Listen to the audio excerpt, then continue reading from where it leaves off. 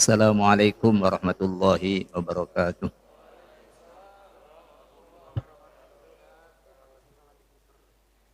Bismillahirrahmanirrahim.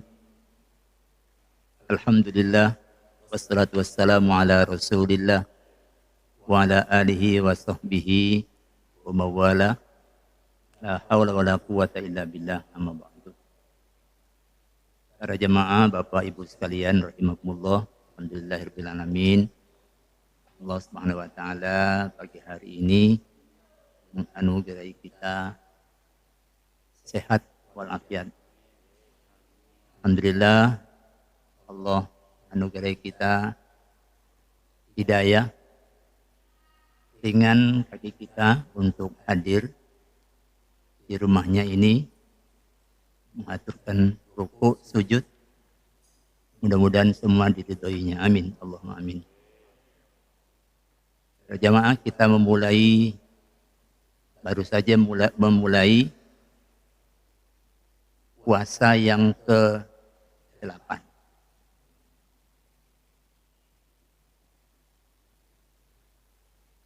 Kanjeng Rasul Muhammad sallallahu alaihi wasallam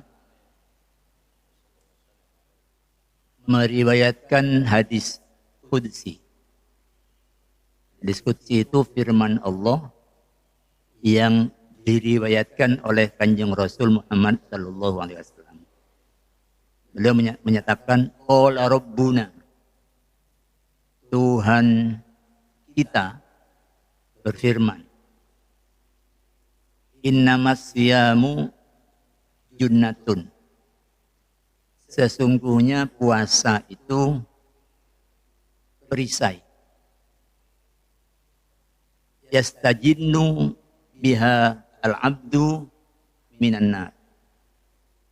Dengan perisai itu seorang hamba menjaga dirinya dari neraka. Wa huwa li, puasa itu untukku. Wa ana adzi bihi, dan aku yang akan membalasnya. Di sini ada definisi puasa yang tidak lazim dikenal dalam definisi yang umum dikaji dalam kitab fikih. Kalau di fikih itu secara umum kan puasa itu orang meninggalkan 3 pekerjaan pokok yang halal. 3 pekerjaan halal. 1, makan. 2, minum. 3, hubungan suami istri. Ini pekerjaan halal semua ini. Dan diperintahkan. Tapi kalau puasa, ini ditinggal, tidak dikerjakan mulai dari subuh sampai terbenam matahari. Tadi menyebut puasa adalah perisai. Nah, ini puasa syar'i, ini puasa hakiki. Definisi puasa syar'i itu ya bahasa yang populer. Puasa syar'i itu puasa struktural. Puasa hakiki itu puasa fungsional. Struktural itu ya bangunannya ada. Ada pekerjaan yang dia bangunannya itu strukturnya itu ada. Mulai dari niat, kemudian meninggalkan 3 pekerjaan itu. Itu secara struktural puasanya ada. Tapi secara fungsional belum tentu. Seperti mic ini atau kamera itu secara struktural ada. Tapi apakah secara fungsional ada? Belum tentu. Kalau mic ini mati, itu struktural ada, fungsional tidak.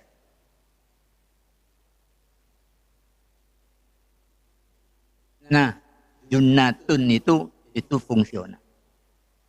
Perisai itu, puasa adalah perisai, itu adalah puasa dalam makna fungsional.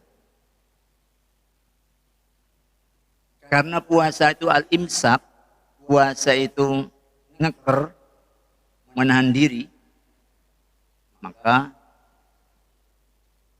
tindakan menahan diri yang paling menentukan tingkat keberhambaan seseorang itu adalah menjaga diri dari yang haram-haram. Itu yang paling membawa seorang hamba menuju puncak pengabdian kepada Allah. Rasul menyatakan, ittaqil maharima, jaga diri kamu dari yang haram-haram. Takun a'badan nas, kalau itu bisa kamu lakukan, niscaya kamu menjadi a'badan nas, manusia yang tingkat penghambaannya paling top.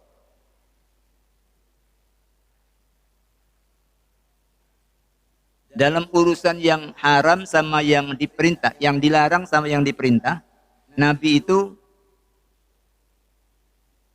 petunjuknya itu beda. Kalau yang diperintah, Nabi menyatakan, ma amartukum bihi fa'tu minhu mastata'tum.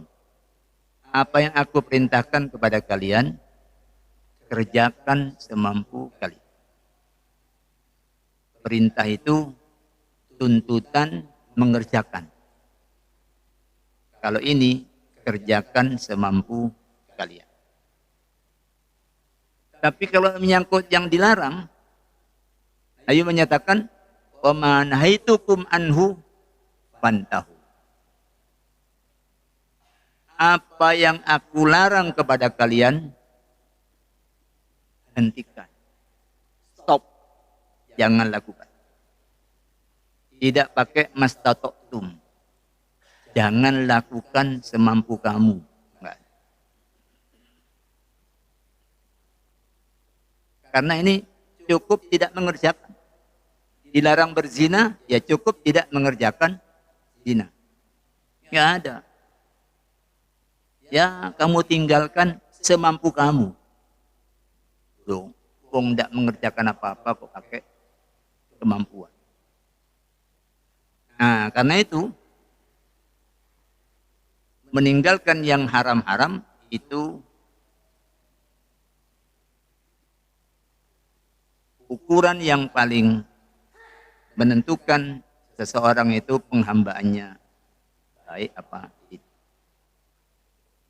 Maka tadi kalau disebut oleh Kanjeng Rasul, yastajinnu bihal abdu minan nar, puasa yang fungsional itu, yang berfungsi itu adalah puasa yang membuat pengamalnya bisa menjaga diri dari neraka. Oke, mari kita fokus ke yang haram, yang dilarang. Kita mengenal ada haram-haram yang populer, yang secara umum orang tahu. Ya, mencuri haram, berzina haram, minum minuman keras haram, apalagi makan babi haram. Oh, yang itu populer. Tapi penting kita untuk menguatkan bahwa ada keharaman-keharaman yang tidak populer, yang kadang orang anggap itu biasa-biasa. Baik, yang pertama, Allah Subhanahu wa taala di dalam surah An-Nisa ayat 140. Allah menyatakan begini. A'udzu billahi minasyaitonir rajim. Wa qad nazzala 'alaikum fil kitab. Sungguh Dia Allah telah menurunkan kepada kalian di dalam Al-Qur'an. Kalimat ayat ini sudah mencerminkan bahwa isi ayat ini boleh jadi tidak mendapatkan perhatian. Sampai dinyatakan sungguh Allah telah menurunkan kepada kalian di dalam Al-Quran. Apa itu? An idza sami'tum ayatillahi yukfaru biha. Kalau kamu mendengar ayat-ayat Allah diingkari, wa yustahza'u biha, dan diperolok-olokkan, ayat-ayat Allah diingkari dan dibuli. Ini kalau tidak diteruskan ayatnya, orang akan segera berpikir, ini paling Allah perintahkan layani, sikat. Quran kok dibuli. Quran kok diolok-olok. Itu ke situ. Yang umum orang nyambungnya ke situ. Kalau tidak dilanjut. Takbir. Ke situ. Belum lama ini ada Nasruddin Ibrahim yang mengingkari Al-Quran.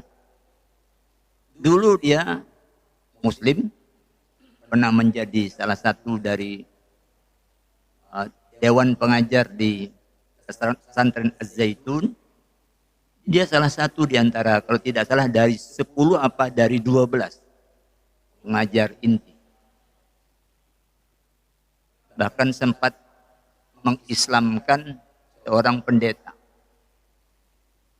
Sekarang dia sudah haleluya. Anaknya, bahkan anaknya ketika dia masih Muslim, itu masih diberi nama, kalau tidak salah, Muammar Gaddafi. Dia punya idola, itu pemimpin Libya. Sekarang putranya itu kencang berdakwah. Harusnya berlawanan dengan ayahnya. Ayahnya menyatakan usul ke Pak Menteri Agama, ke Gus Yakut, agar Quran itu dikepras. 300 ayat di Quran yang bikin dunia tidak tenang, bikin dunia kacau, itu dikepras. 300 ayat. Ini kalau orang Islam mendengar itu kan yang segera muncul, ini perlu bikin nyonyor ini mulutnya. Kan gitu. Tapi apa yang Allah perintahkan? Kalau kita mendengar itu, Allah menyatakan, fala taq'udu ma'ahum. Ini larangan. Fala taq'udu ma'ahum. Kalau kamu mendengar itu, kamu jangan duduk bersama mereka. Duduk aja disuruh walk out, disuruh ingkri. Hatta yakhudu fi haditsin ghairi, sampai mereka beralih ke tema yang lain. Ini enggak populer ini. Karena kalau orang mendengar itu biasanya lalu terus ngos-ngosan, makin kencang nafasnya, matanya mulai berapa, mukanya mulai mikir dia nak kuat. Ini begitu. Tapi Allah yang punya firman bilang, kamu jangan duduk bersama mereka sampai mereka ganti tema. Kalau masih mengingkari dan mengolok-olok, sudah kamu aja yang pergi. Itu virus. Nanti kamu terpapar. Kenapa? Aslinya, perintah aslinya, kita itu dilarang mengolok-olok agama lain. Hai orang-orang yang beriman, kalian jangan mencaci, memaki, sembahan orang-orang yang menyembah selain Allah. Enggak boleh. Haram. Jangan dikira sunnah. Haram. Nah, ini diolok-olok supaya kamu tidak jatuh ke dalam olok-olok yang Allah larang, kamu pergi. Jaga jarak. Pakai masker. Ya kayak gitulah. Ini tidak populer. Yang populer turun ke jalan minta orang ini dan segala macam. Ini fenomena tidak hanya di tempat kita. Di mana-mana. Nabi Muhammad pernah diejek melalui film oleh seorang Yahudi Amerika. Dia buat film pendek, gambarkan Nabi itu pakai rompi dengan bom. Mana-mana orang Islam demo. Bagian ada yang luka-luka karena polisinya, saudaranya sendiri itu diterjang. Yang bikin film ada di Amerika. Orang ngamuk di mana-mana. Bahkan di Libya itu konsulnya itu dibunuh. Ini sudah luar biasa. Sementara di Quran itu, kebetulan kan banyak baca Quran. Coba terjemahnya. Nanti akan ketemu dengan banyak sekali bulian-bulian orang kafir terhadap Nabi Muhammad. Tapi kita nggak merasa. Padahal itu maknanya biar biasa. Kalau orang kafir itu membuli, ya itu lumrah aja. Apanya yang aneh? Orang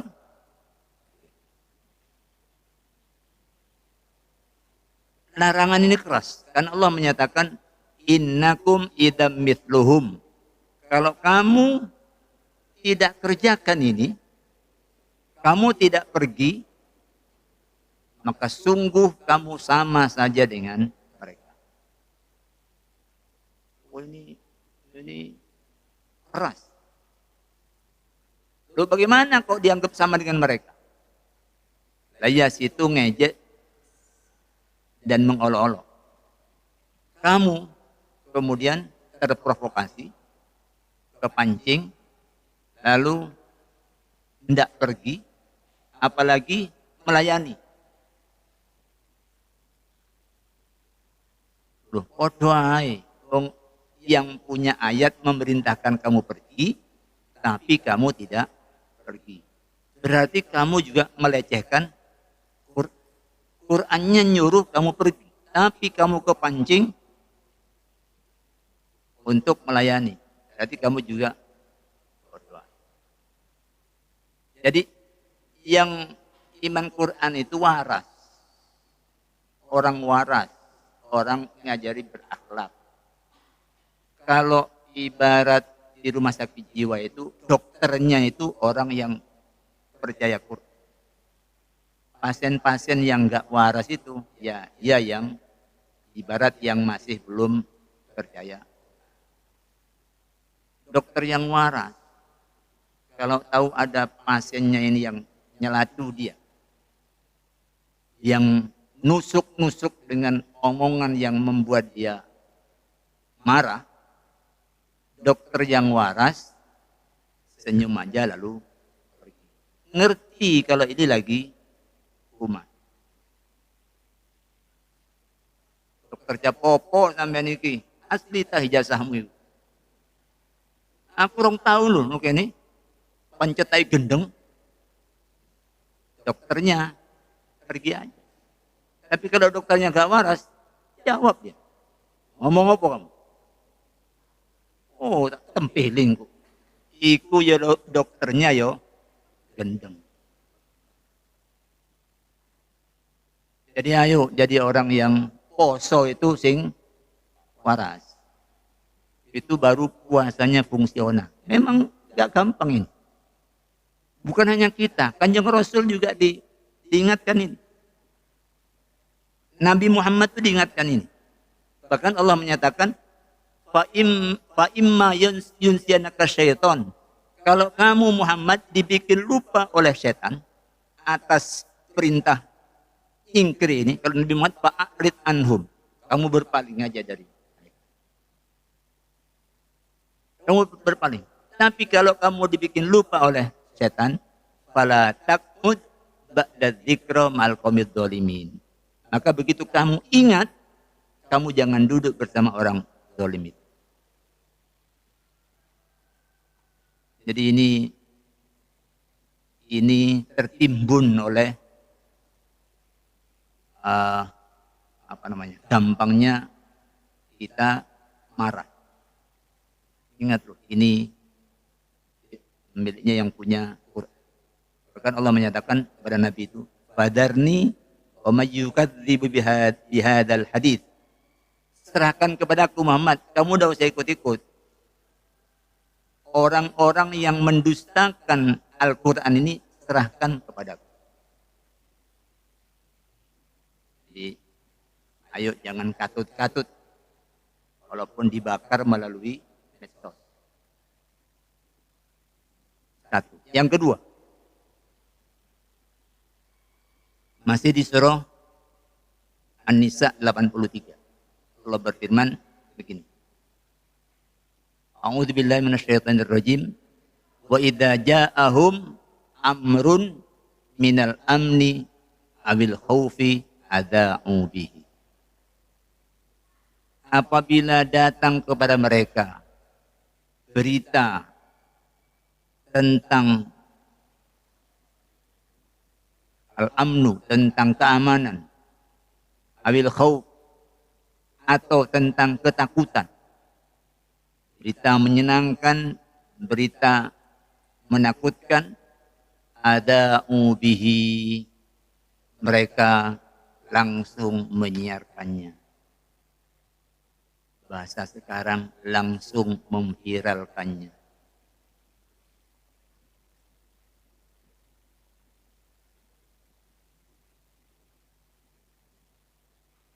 Walau radduhu ilallahi wa rasul, andaikan mereka serahkan berita itu kepada ila rasuli wa ila ulil amri minhum, kalau berita itu mereka serahkan kepada rasul dan kepada ulil amri di antara mereka, la alimahul ladzina yastambitunahu minhum, tentu orang-orang yang ingin tahu kebenaran berita itu ya nanyanya kepada Rasul dan kepada ulil amri. Ini ayat bicara tentang pengelolaan informasi. Zaman kita ini zaman teknologi informasi. Setiap orang bisa menjadi wartawan. Tapi ayat ini mengidealkan informasi itu dikelola oleh pemegang otoritas.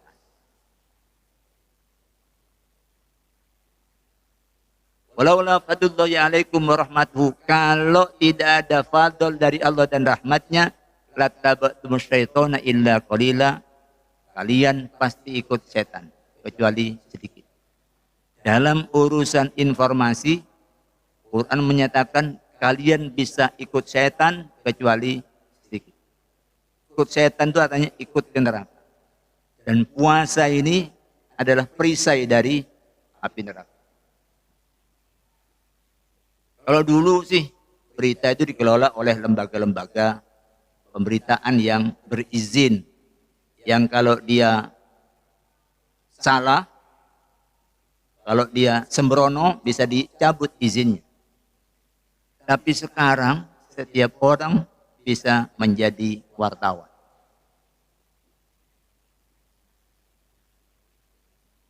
Yang gampang ngeser-ngeser, hati-hati lu ikut setan. Nabi sudah kasih peringatan sejak awal perjalanan. Nabi menyatakan, kafa bil mar'i kadiban. Cukuplah orang itu untuk jatuh ke dalam dusta.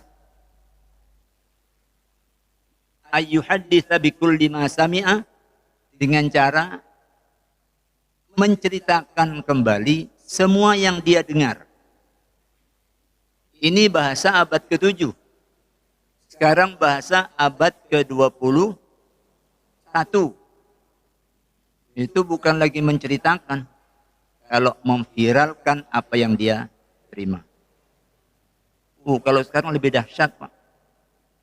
Karena grup itu bisa lebih 200 orang. Kirim sekali. Nanti sana kirim lagi. Itu sudah cukup untuk jatuh ke dalam dusta. Dalam hadis lain, kafabil mar'i ithman. Cukuplah dia kalau mau mengumpulkan dosa. Cukup dari sarserit. Cukup. Hondonya cuma ini aja. Gak usah ngomong.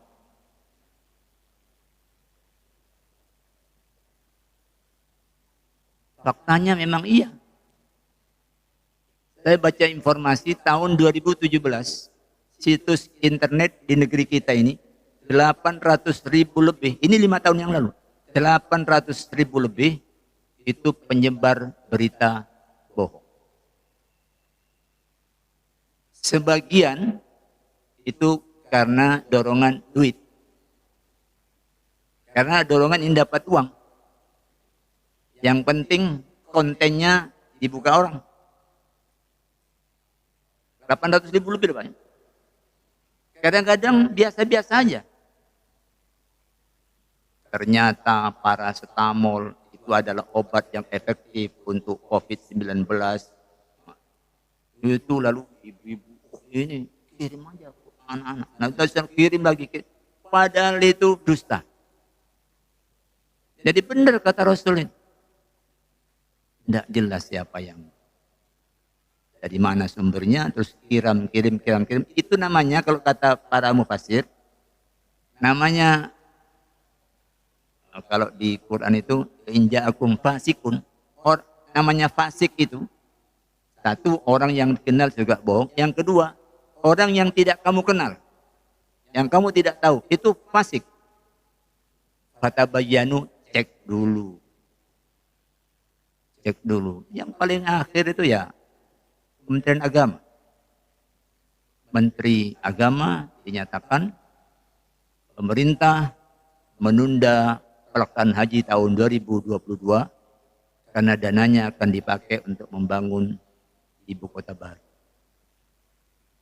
Lengkap dengan foto Kemenang, foto Pak Menteri. Itu kalau orang, pokoknya hati-hati. Jangan asal kirim-kirim, tapi kalau penting, oh iya. Seperti Pak Takmir kirim saya, nanti Ustaz lewatnya pintu yang barat karena yang timur. Nah, itu penting itu. Penting untuk dikirim. Mana macet itu? Anakku mau ke sana. Ini saya dengar dari radio SS di Porong macet. Ya, segera beritahu. Hindari Porong. Beritanya macet. Enggak apa-apa.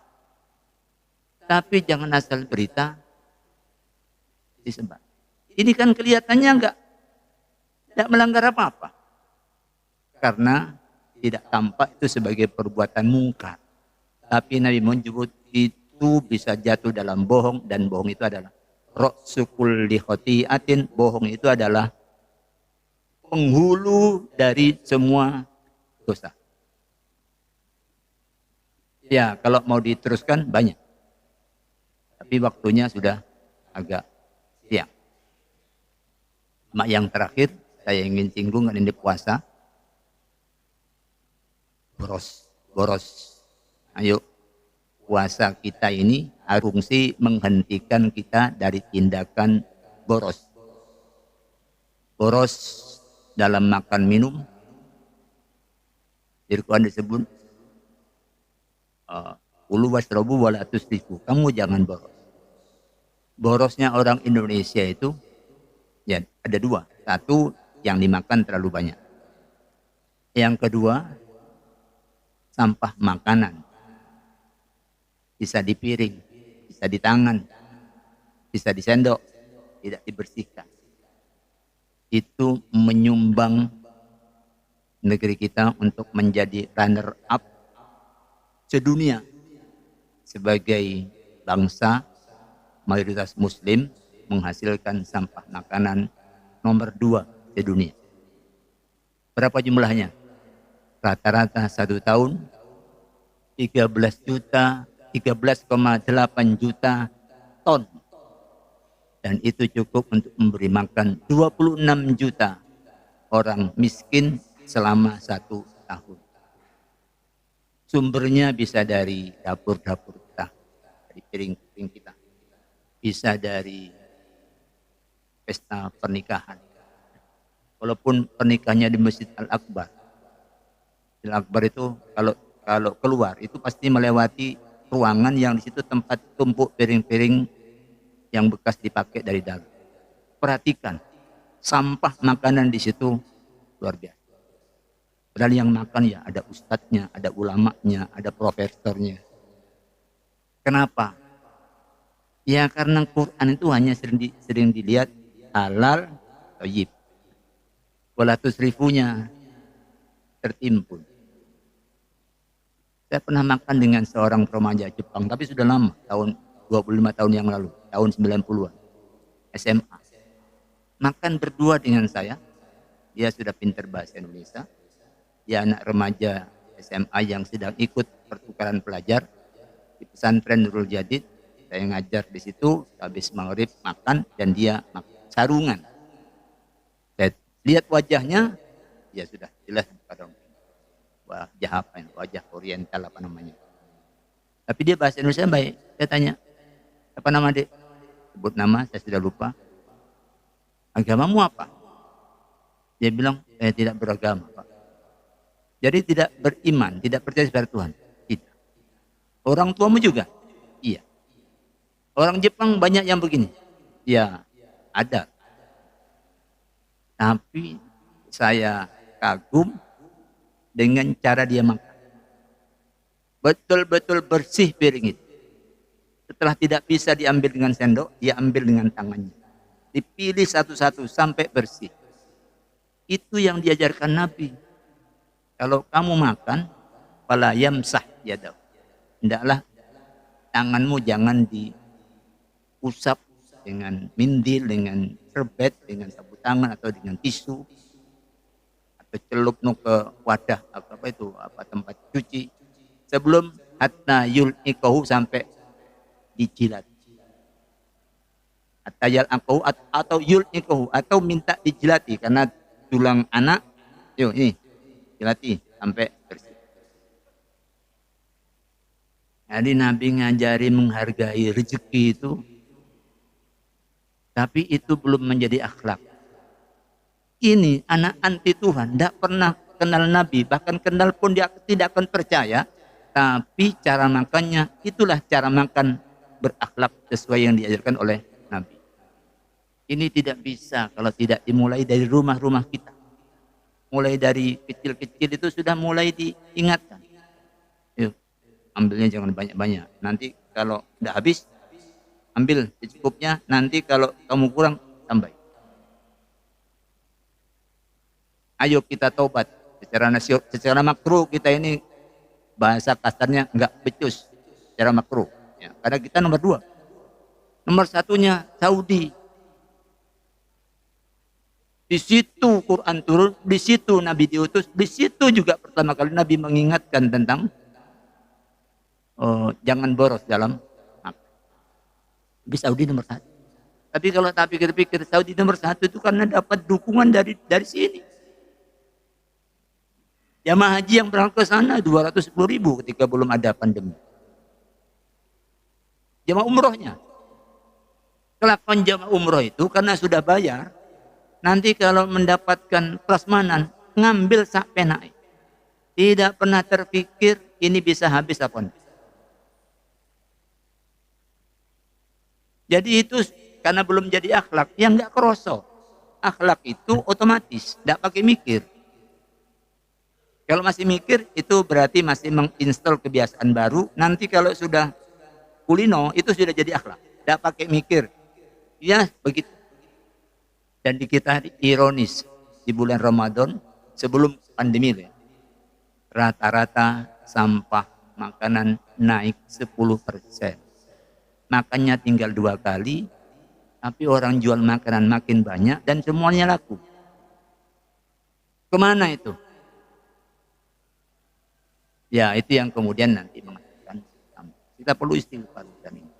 Kita perlu pertanyakan puasa kita. Ya, struktural sudah, tinggal fungsionalnya ayo ditajam. Saya kira itu kan nggak perlu tanya jawab. Karena ini urusan-urusan yang hanya mengingatkan aja ini. Ya yang lain-lain, karena setan itu banyak. Setan itu kan bukan hanya bentuknya jin, tapi minal jinnati wan nas. Setan itu bisa bentuknya orang juga, bisa bentuknya ustadz juga, bisa bentuknya itu atasan. Casingnya bisa ustadz, tapi sinyalnya bisa setan. Sikat aja, begitu walaupun ustadz, itu jangan taat. Saya kira itu, mohon maaf kalau agak sedikit kata-katanya rasa nusuk-nusuk, tapi ya saya kira kita semua ridho untuk menaati Allah, menaati Kanjeng Rasul, karena kita sudah berkomitmen dengan syahadat kita. Saya kira cukup ya.